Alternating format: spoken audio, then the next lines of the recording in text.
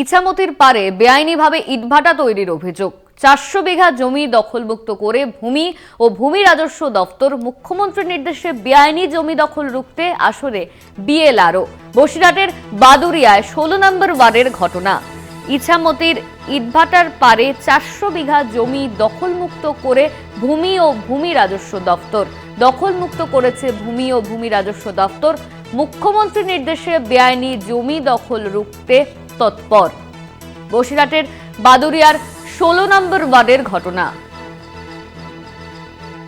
400 বিঘা জমি দখলমুক্ত করল ভূমি ও ভূমি রাজস্ব দপ্তর। ইছামতির পারে বেআইনিভাবে ইটভাটা তৈরির অভিযোগ সামনে এসেছিল।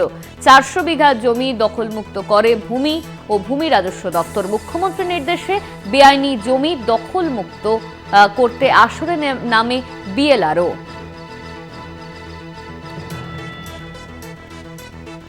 বসিরহাটের বাদুরিয়ার 16 নম্বর ওয়ার্ডের ঘটনা।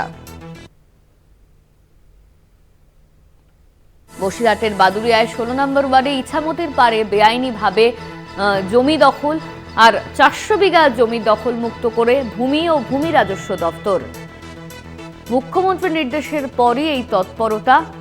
মুখ্যমন্ত্রীর নির্দেশে বেআইনি জমি দখল রুখতে আসরে বিএলআরও।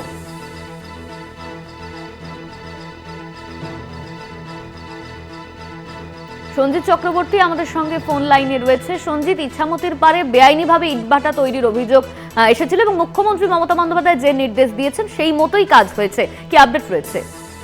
দেখো, মুখ্যমন্ত্রীর নির্দেশের পর অর্থাৎ নবান্ন কড়া নির্দেশ দিয়েছে যে বেআইনি জমি উদ্ধার করতে হবে। সেই মতো কিন্তু এবার নড়েচড়ে বসেছে ভূমি ও ভূমি রাজস্ব দপ্তর।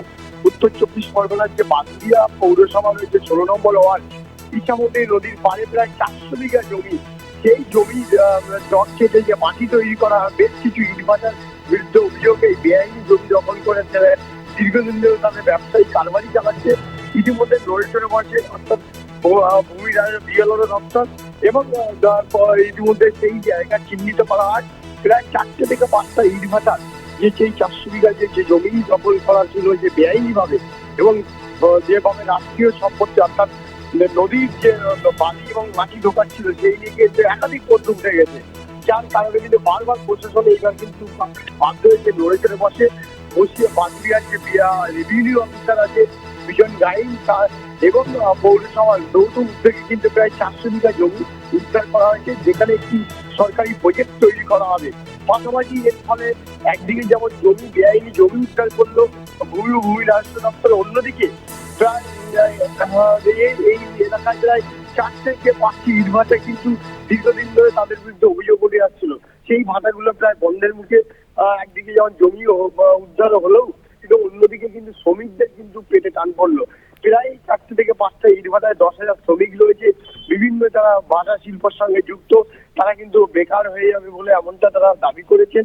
পাশাপাশি এর মধ্যে এই নিয়ে কিন্তু নড়েচড়ে প্রশাসন এবং সেখানে যে 400 বিঘা জমি উদ্ধার করা হয়েছে সেই জায়গাটাকে ব্যারিকেড করে এবং সেখানে ব্যানার লাগিয়ে দেওয়া হয়েছে সরকারি প্রজেক্ট তৈরি হবে।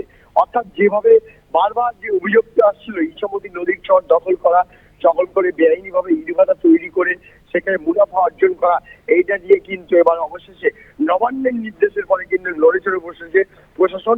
এমনই সুবিধা বললো এই বাদুরিয়ার 16 নম্বর ওয়ার্ডের যে চর গনপাড়া এলাকায়। ধন্যবাদ তোমার সঞ্জিত। আমাদের সঙ্গে ফোন লাইনে ছিলেন আমাদের প্রতিনিধি সঞ্জিত চক্রবর্তী।